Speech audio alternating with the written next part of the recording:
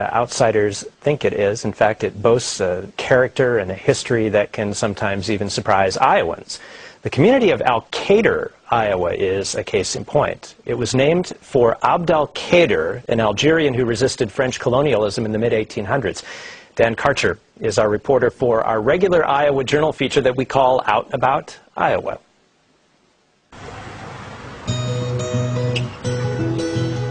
Elkader's history is written in its buildings and structures.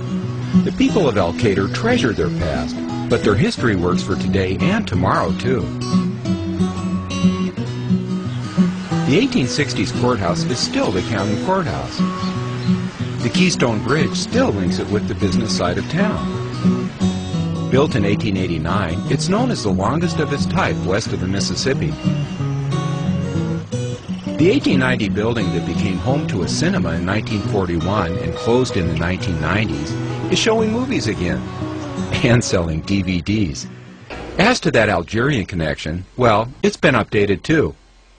In 1984, Elkader became a sister city to a town in Algeria named Mascara, birthplace of Elkader's namesake.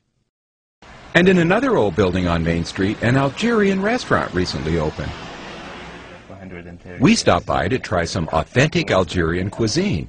Are most people a mixture of native Algerian? The son of an Algerian diplomat and a French mother, Frédéric Boudouani, discovered Elkader when he started researching the history of Islam in America after 9/11. His partner is from Iowa, and Frédéric eventually found the Iowa town named for a Muslim leader. It happened that the Muslim leader is from Algeria. He's the George Washington of Algeria, so it was a big revelation for me. So we looked it up in the map, and next time we were in Iowa, we made a visit and kept coming back and making friends, and here we are. The restaurant is called Shiraz, short for Scheherazade, and it also serves American food. There are two historic buildings here that haven't joined the 21st century.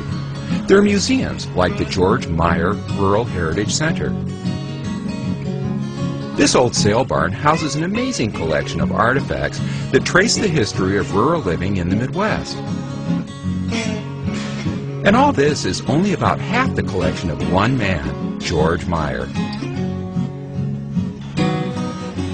Built in the 1850s, the Carter House Museum is named for the two brothers who first owned it.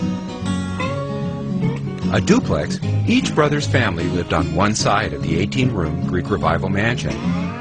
Today the home offers a look at life at the turn of the last century. If history is your passion, then you'll want to check out the Osborne Nature Center south of town this weekend.